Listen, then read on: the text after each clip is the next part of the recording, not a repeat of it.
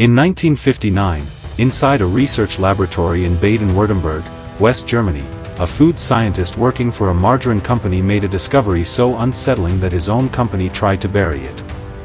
He was testing consumer reactions to a new spread, and to control for brand bias, he served it under strict laboratory lighting engineered to strip color from the food entirely, rendering the golden yellow margarine a flat, lifeless gray. The tasters, unaware of the trick, took one bite and reacted with visible disgust. Several described the taste as rancid, spoiled, almost inedible. Some refused to swallow it at all. It was the exact same margarine they had happily eaten minutes earlier under normal light. Nothing about the product had changed. Only the color had been removed. What the scientists had accidentally proven was something far bigger than margarine, that the human brain doesn't just see gray as boring. Under the right conditions, it interprets gray as a warning sign for something biologically wrong, spoiled, dead, or dangerous, even when every other sense is telling it otherwise. This experiment, and others like it conducted throughout the mid-20th century by food scientists studying what researchers now call color-flavor interaction, revealed something deeply strange about human perception. Our brains don't taste food in isolation. They taste an entire sensory package, and color is one of the loudest voices in that package, sometimes loud enough to override taste and smell entirely. Gray, specifically, triggered the strongest negative reaction of any color tested. Researchers proposed a compelling explanation. Across millions of years of evolution, gray rarely if ever signals healthy, edible food in nature. Ripe fruit is red, orange, or yellow. Fresh meat is red or pink. Healthy vegetation is green. But rotting meat, spoiled produce, and mold-covered food frequently turn ashen, dull, and gray as they decay. In other words, long before humans had language for it, the color gray may have become hardwired into the primate brain as a biological red flag, not for immediate danger, like the bright orange we explored in the last episode, but for something quieter and, in its own way, more insidious: decay, absence, the slow draining away of life itself. And that single evolutionary signal would go on to shape an enormous, contradictory portion of human civilization, from monastic humility, to wartime camouflage, to the modern corporate office. Here is where the story turns from ancient biology into modern minds. Color psychologists studying gray have consistently found it occupies a unique, almost paradoxical space in human emotion. Unlike red, which reliably triggers arousal, or blue, which reliably triggers calm, gray has been described in multiple studies as the most emotionally neutral color tested, meaning it fails to strongly activate either the sympathetic nervous system's alertness response or the parasympathetic system's relaxation response. At first glance, this sounds like gray is simply the absence of psychological effect. But researchers studying prolonged exposure to gray environments have found something more troubling. Rather than producing calm neutrality, extended exposure to gray, particularly in indoor or urban settings, has been associated in several studies with lower mood and reduced feelings of vitality compared to environments containing more saturated color. Gray, in other words, isn't emotionally empty. It may be closer to emotional starvation.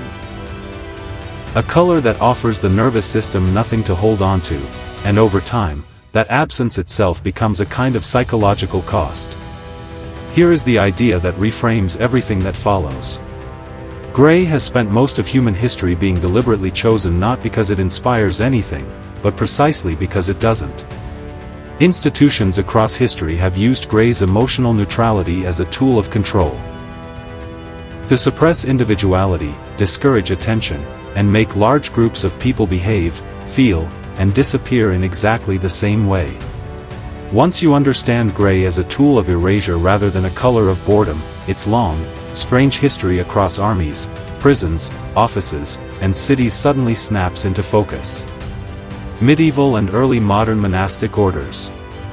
Certain Christian monastic orders, including branches of the Franciscans and later the Cistercians, deliberately adopted gray and undyed wool habits, explicitly rejecting the vivid dyes worn by wealthier clergy and nobility. The choice was a statement. Color signaled wealth and worldly attachment, and gray signaled its renunciation, humility made visible through the absence of color. 19th century industrial prisons. As modern penitentiary systems developed across Britain and the United States in the 1800s, prison reformers increasingly adopted gray uniforms for inmates. Historians of incarceration note this served a dual purpose. Gray was cheap and easy to produce uniformly at scale, and its psychological flatness was seen by some reformers as reinforcing anonymity and discipline, stripping away the individual identity clothing color could otherwise express.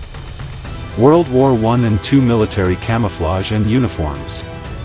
Multiple national armies, most notably the German Feldgrau, field gray uniform introduced in the early 20th century, deliberately selected gray-toned uniforms specifically for their low visibility and psychological blending effect on the battlefield. A soldier in gray was, quite literally, designed to be forgettable at a glance, blending into smoke, stone, and shadow rather than standing out. Mid-20th century corporate architecture. As post-war corporate culture expanded rapidly across America and Europe, architects and interior designers increasingly filled office towers with gray steel, gray carpet, and gray filing cabinets. Design historians have linked this trend partly to cost efficiency, but also to an emerging corporate philosophy that valued uniformity and interchangeability of workers over individual expression. An entire generation of employees spending 8 hours a day inside a color scientifically associated with emotional flatness. Soviet-era urban planning, mid-20th century. Large sections of post-war Soviet cities were constructed using gray, unadorned concrete. A material choice driven partly by economic necessity, but one architectural historians have also connected to the state's broader emphasis on collective uniformity over individual visual identity, producing entire city blocks where thousands of residents lived behind nearly identical gray facades. Modern minimalist fashion and technology. By the 21st century, gray experienced an unexpected rebrand.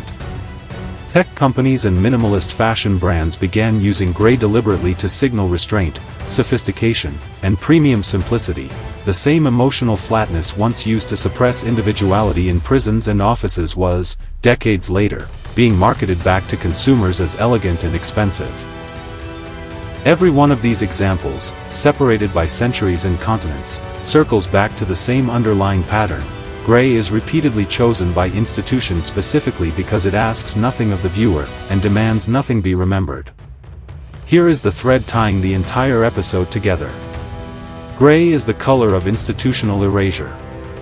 Time and again, across unrelated civilizations, it has been chosen not for what it adds, but for what it successfully removes. Individuality, emotion, memory, and visibility itself. Every culture and era we've explored used gray the same way, not as a color meant to be felt, but as a color meant to make something or someone easier to overlook. Here is where the story takes its most unexpected turn. Environmental psychologists studying urban design have found something counterintuitive. While gray is often associated with calm neutrality, several studies on urban gray infrastructure, concrete plazas, gray office districts, gray public housing, have found measurable associations with lower reported well-being and, in some studies, higher rates of reported anxiety and depressive symptoms among residents, compared to urban areas with more natural color and greenery nearby.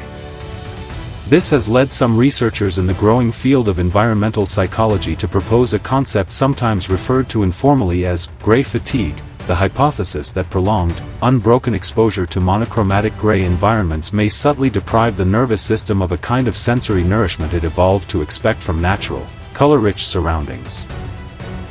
It's important to note this remains an active area of research rather than settled fact, and effects likely vary significantly based on individual differences, lighting, and other environmental factors.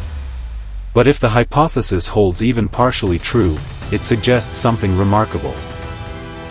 The same evolutionary alarm system that once made our ancestors recoil from gray, spoiled food may still be quietly firing, at a much lower intensity, every single day inside gray office buildings and gray concrete cities inhabited by billions of people who have no idea why the environment feels subtly draining.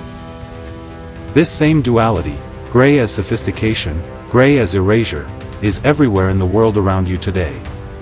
In fashion, the quiet luxury movement that gained enormous popularity in the 2020s deliberately favors gray, beige, and muted neutral tones, explicitly rejecting bright logos and colors in favor of a restrained palette that signals wealth precisely through what it withholds, a direct descendant of the monastic gray worn 1,000 years earlier for the opposite reason. In technology, gray remains one of the dominant colors of professional software interfaces and productivity tools, chosen deliberately by designers because it recedes into the background and avoids competing for attention with the content or data displayed on top of it. In architecture, gray concrete remains the default material of contemporary minimalist design worldwide, prized by some for its restraint, while criticized by urban psychologists in ongoing public debates over whether gray cities are quietly worsening mental health at scale. In corporate branding, gray is frequently paired with a single accent color specifically to make that accent pop, a technique borrowed, whether consciously or not, from gray's oldest psychological function: making everything around it disappear so one thing can be seen. In everyday clothing, gray has become one of the most common, safe, colors purchased worldwide, precisely because its emotional neutrality makes it feel low-risk, versatile, and unlikely to draw unwanted attention, a modern, voluntary echo of the same anonymity Franciscan monks and 19th-century prison reformers once imposed deliberately. So what does the research actually establish, carefully separated from speculation? Well-supported findings include color-flavor interaction studies, including the margarine research and similar experiments conducted throughout the mid-20th century, reliably demonstrate that color can significantly influence taste perception and food acceptability, even when the underlying product is unchanged. Multiple color emotion studies have found gray consistently rated as one of the lowest colors for emotional arousal, in contrast to high arousal colors like red and orange discussed in earlier episodes. More preliminary, and explicitly framed by researchers as an emerging area of study, is the gray fatigue hypothesis linking prolonged urban gray exposure to lower well-being. A genuinely researched pattern in environmental psychology, but one still being refined, with causation not yet definitively established over correlation. What's clear is this: gray's psychological effect isn't really about gray producing a strong feeling at all. It's about gray's unusual ability to withhold feeling, and the accumulating evidence suggesting that withholding, over long enough exposure, is not actually neutral, but has a cost of its own. Think about how much of your own life has quietly passed through the color gray without you noticing. The gray cubicle walls that surrounded you during some of the most productive, or most draining, hours of your working life. The gray sweatpants or gray hoodie you reach for specifically on days you don't want to be noticed. The gray concrete sidewalk you walk every single day without once consciously registering its color. The gray, quiet luxury wardrobe that, without a single logo, somehow still manages to communicate status. The gray interface of the very app or device you might be reading this on right now, deliberately designed to disappear so your attention goes exactly where its designers wanted it to go. None of these were emotional accidents. Gray was chosen, again and again, by people who understood, sometimes instinctively, sometimes through direct research, that the fastest way to control what someone notices is to control what fades into the background. Gray was never truly empty. That was always the illusion. It has been monastic humility, prison anonymity, wartime invisibility, Soviet uniformity, corporate control, and, most recently, quiet modern luxury, all built from a color our ancestors may have first learned to fear in a rotting piece of fruit, long before any of those institutions existed. We tend to think of gray as the color of nothing happening. But its entire history suggests the opposite. Gray is very often the color chosen specifically because something is happening, and someone doesn't want you to notice. The next time you find yourself surrounded by gray, in an office, a sidewalk, a screen, a wardrobe, ask yourself a quieter version of the question this whole series keeps returning to. Is this really neutral? Or has someone simply designed it so that you'd stop looking closely enough to ask? But there is one color left in this story that behaves like nothing else we've covered. A color so emotionally loaded that entire industries have spent fortunes trying to control exactly which shade of it you see.